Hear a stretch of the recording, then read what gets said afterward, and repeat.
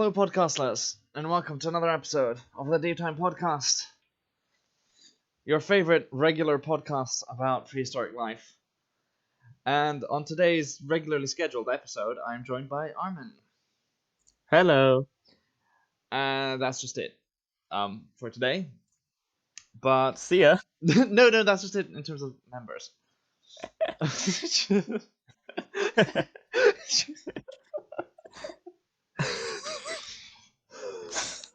Right, so, you know why you're here. Elasmotherium happened. Yay!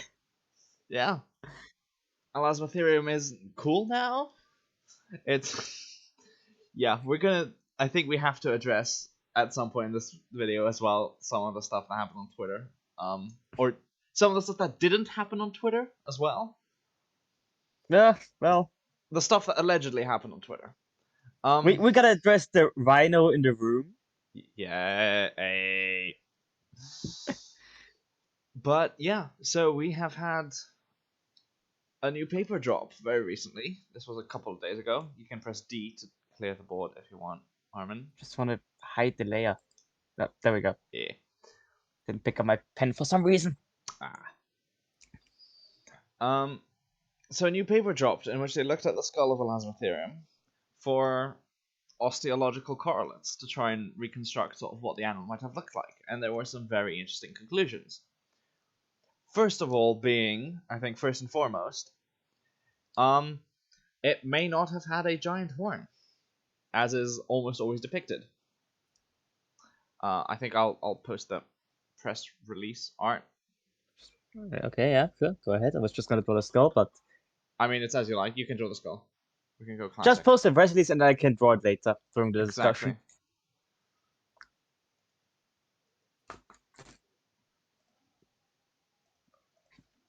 There we go.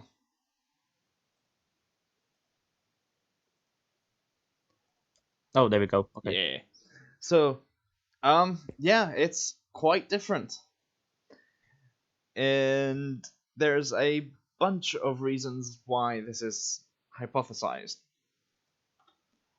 You may draw away, Armin. Okay. I mean, since you're drawing, do you want me to explain? Yeah. Just Go ahead. Run down. Go ahead. Where's... First and foremost, the boss is extremely hollow. It is ridiculous how hollow this skull is. Like, the actual thickness of the bone around the cavity inside it, so the outer layer of the bone, is 1 centimeter thick. That's all it is. It's just a 1 centimeter thick envelope of bone around a massive hollow cavity. Additionally, the interior structures of the horn, because obviously, if you look at something like ram's horns, for instance, they are hollow, but they're almost fibrous in that they have a ton of interconnecting struts and little, walls of bone and all that, but there's very few in this skull. And the way they're laid out, the paper explains, it's more like it's not following the it's not a continuous structure, the interior walls and all that within this massive hollow cavity. It's just to increase the surface area inside for reasons that I'll get to in a bit. So it would have been a very fragile boss. And so that's why they hypothesize that the keratin might have just existed to... Yes, thank you, Armin. That's why they hypothesize that the keratin might have just existed really as reinforcement. So it would not have been this massive horn. Additionally, you'll notice that in the press release art, they actually proposed that there would have been more keratin on the back of the skull of the boss, which is why it has this sort of weird wave to it. And that is based directly on the correlates of the bone. Yeah, they have like stuff here, like grooves and stuff. Yeah, and more blood vessel openings as well, and you need the blood vessel to... And it's actually I was skeptical at first, the moment it drops, because it's also like it only ever got shared as a PDF. It's not your most famous journal. It's this Russian journal. So obviously you treat it with a bit of skepticism. But I think it's an impressively rigorous study, looking at a ton of skulls. And obviously something else to be mentioned is that this is primarily focused around a single skull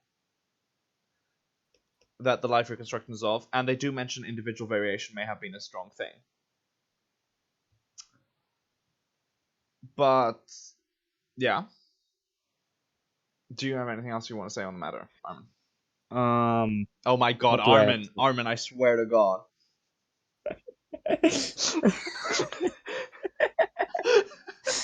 Apologize. Fucking megalasmania up in here. Oh, now it looks like it has a beak. I mean, technically, there's nothing in the fossil record. But it does. What do I have to say? Yeah, I mean, the reasoning makes sense. The whole thing, it was a giant horn, it was really just based on the fact that it is a rhino, but the whole thing still is that the horn, the boss, it's just extremely different in position alone. I mean, Yeah. obviously, when you have like basal,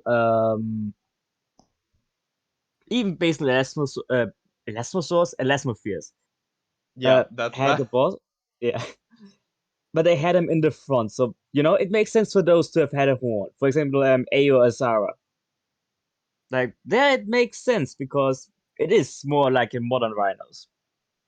But Elasmotherium itself and generally in the upset like Xenotherium, for example, it's just a bit because the boss is directly over the eyes. So It's much more bison-like. yeah, And in bison, one of the things of note is that in bison, and the paper mentions this, the keratin only extends it by 3 times. It's still primarily a bony core. So you don't get these massive shape altering keratins when it's that kind of bone in that position. I will admit, I will kind of miss Megahorn, Yeah, but you can still experiment with like the exact size and shape and stuff of the horn. Like yeah. you don't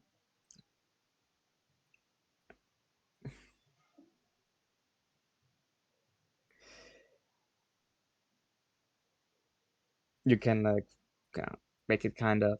Oh, so look, see, we could do that probably. Yeah, I mean, like they And say, I know individual, Joshua made like forward or backwards. slightly forward curving, I think, to match the cave art. Okay. Yeah, true. We gotta mention that later. Gotta mention that, yeah. Kind of forward. Um, Probably not very likely, but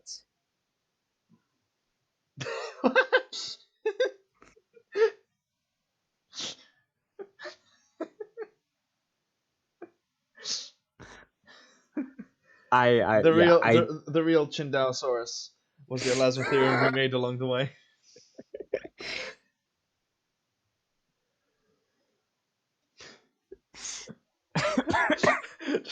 It's just a fucking anvil on its head. Just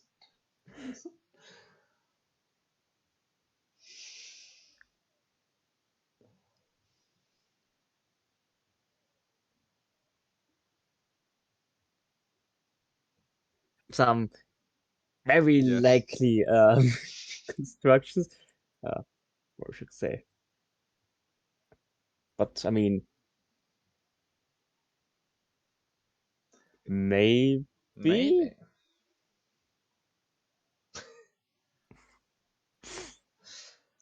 But yeah. Also, while on the subject of variation, they do point out that there is a difference between the keratin cover growth.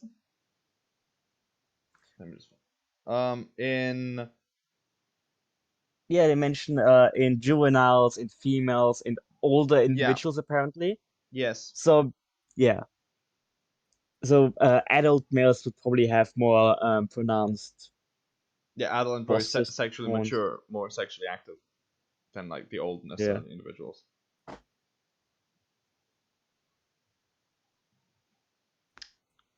which is, yeah, it's another point of interest.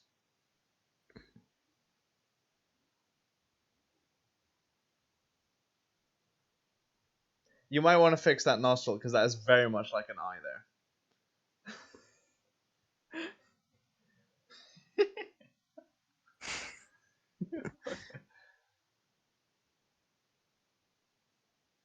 Yes.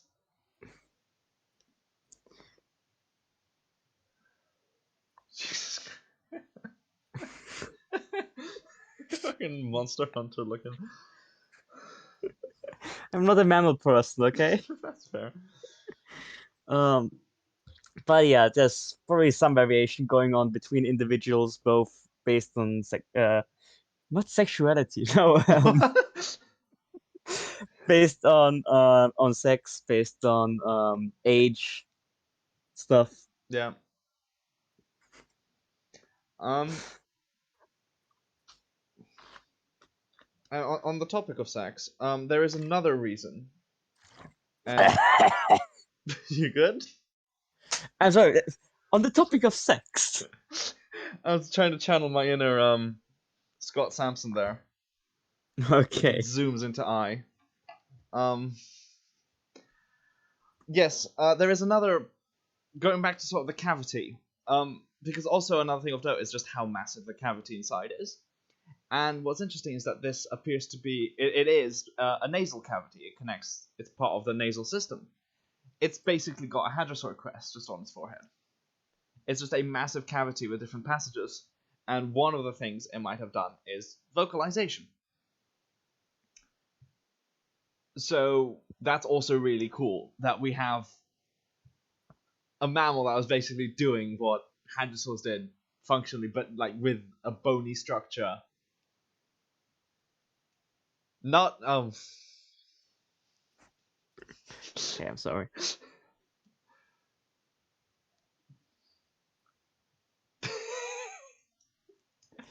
Can't resist. Yes. But yeah, so we have possible.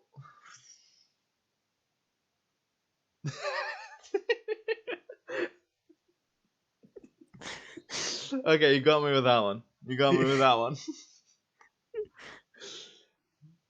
So you do have the possibility that this would have been, in addition to perhaps heightening the olfactory sense, um, it also could have been for vocalization, which is awesome. And I do also wonder if it might have had to do with heat regulation, and that would be why it would have increased the surface area inside the cavity with all these random walls. Because, like the paper says, they're not for support, so it might have just been a really.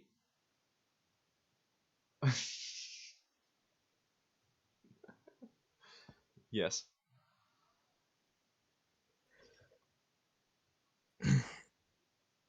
So yeah, big nasal cavity. Also, since it doesn't have the horn, Elasmotherium is famous for having a really high neural spines on its backbone around the shoulders, big muscle attachments, big neck. What would that have been for if not supporting a horn? Well, the paper does go into the biomechanics, arguing that it would have been for a complex system of um, you have your conventional dorsoventral rotation of the neck, your up and down, but also your lateral and dorsolateral, which is your side to side and side to side and angle rotation. So it have had a really flexible neck, powered by these muscles, and so which would have helped it in foraging. Speaking of which, like it's still, I think, proposed to be a grazer, Yeah, just with some interestingly high wear on the teeth, which could be like a lot of sand was in its diet. So could be that like ate underground parts of plants as well. true, true. Yeah. So it's so much cool stuff actually. I have this one paper about lifestyle biomechanics, the horn, acoustics, Yeah. smell. I mean, same what you want. Like I said, I liked Megahorn, but also this is pretty interesting. Like it's definitely a lot more interesting than just Big Rhino. Yeah. It's a rhino that got so big it just looked at its horn and was like, nah, and just lost its horn and just absolutely evolved this. crazy suite of characters. And it is massive as well. Like, this is a Yep. big animal. Makes for some interesting just an interesting setting that must have been up there in Siberia. Like you had mammoths, um, making noise, and also probably these things, Yeah. maybe. Yeah, I mean, most likely. Like that must have been an interesting soundscape. Yeah. But yeah, I mean, I think we've pretty much covered the actual stuff proposed by the paper. I think that's it. Yeah. And so I think we have to talk about the cave art. Like hey, thought. Yeah. So that's an interesting one because it's not mentioned in the paper, but it actually does lend credence to this idea. Yeah. Uh, Because do you want to post cave art? I will try and find the cave art. Where's the cave art? So there is extensive cave art from Russia, and by extensive I mean two, so not really that much, and they don't really look that similar. But there are these two pieces of cave art that depict what appears to be a rhinoceros, and that has been hypothesized to be an Elasmotherium. And what's really interesting is it does have a very short, relative to existing depictions, horn. Yep.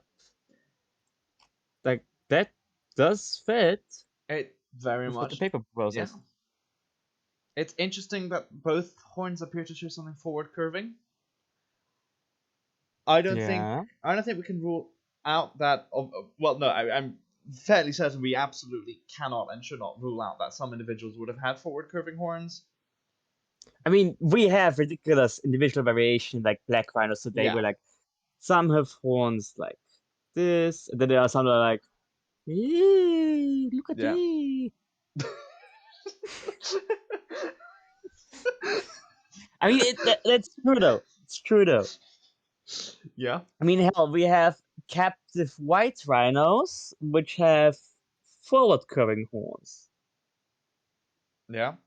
which, to be fair, is caused by them being in captivity, as far as I can understand. The growth being manipulated by them rubbing against stuff Mm, when they grow, but it still could happen. yeah. And another thing I want to point out is I think there's a danger in conflating these two individuals that are depicted here with the only individual that has actually got a life reconstruction. Because remember, it's only just one individual that got given one. And yeah, like Armin just said, it's individual variation is a lot. Um, so yeah, this does actually lend a lot of credence. It's so weird how much that looks like the fucking Jurassic Fight Club Pachyrhinosaurus. That horn. I, I mean, fair enough. For me, it kind of looks like a prototype, to be honest. True. True. Yeah, it does have those vibes.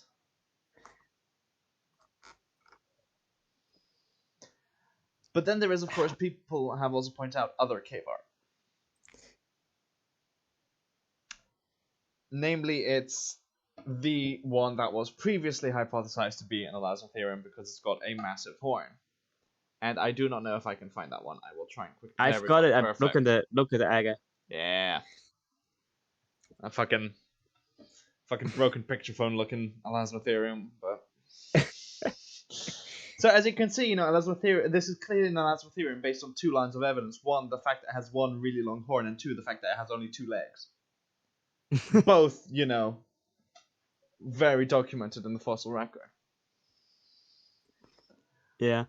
The thing is pretty good. One, it could have just had a really small second horn. It Yeah. could just be really stylized. It could just be missing because that part is kind of For poorly. context, because we didn't mention this is we're assuming it might be a Coelodonta. I think that's the one, right? Coelodonta Coelodonta. antiquus, the woolly Coelodonta. rhino. Yeah, not Elasmotherium, woolly rhino.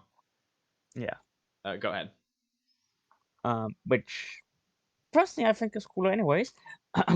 But yeah, Xenodont is known for having generally two horns, kind of a little bit rounded, kind of flattened on the sides.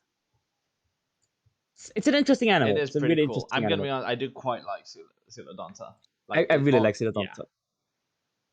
Yeah, like there's some cool specimens with like, hello, here you go, really curved and rounded horns. yes, those ones are.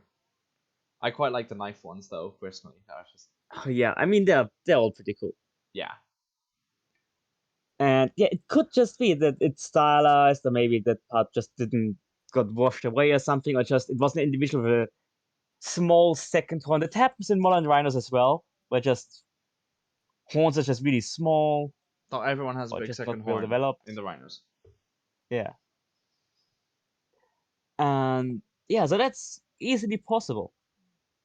I think it's also noteworthy that this kind of looks fair. Like, if you look at this could be the jaw that would place the fairly close to the nose, and Yeah, not yeah. um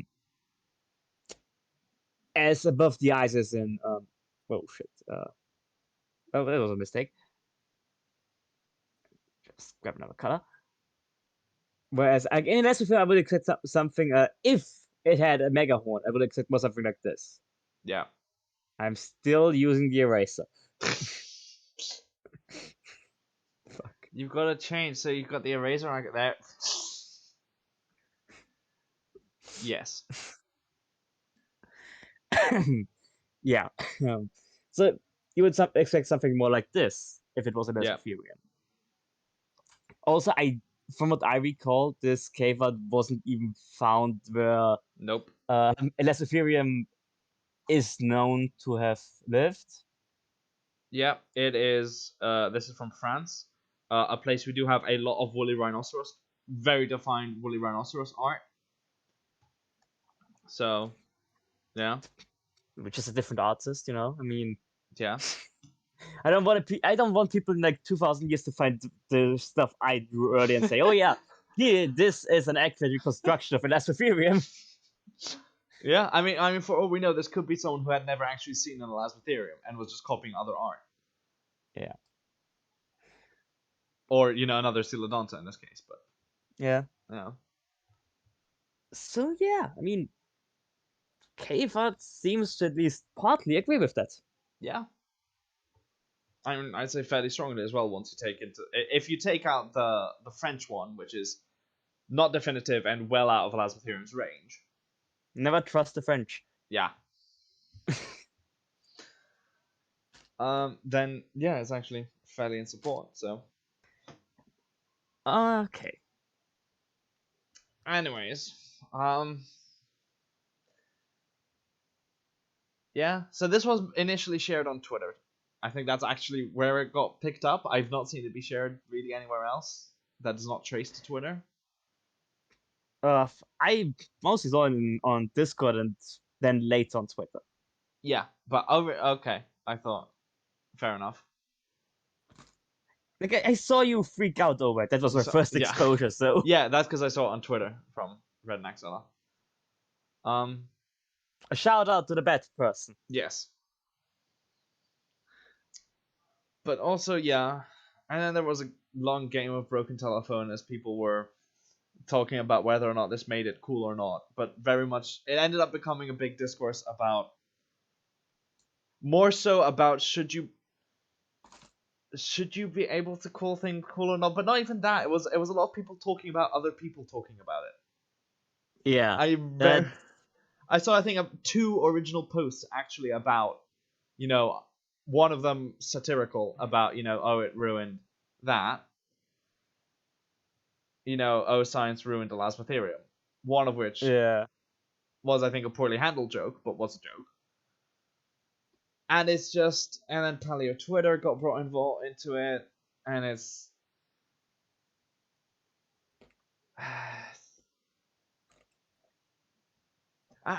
tiring sometimes.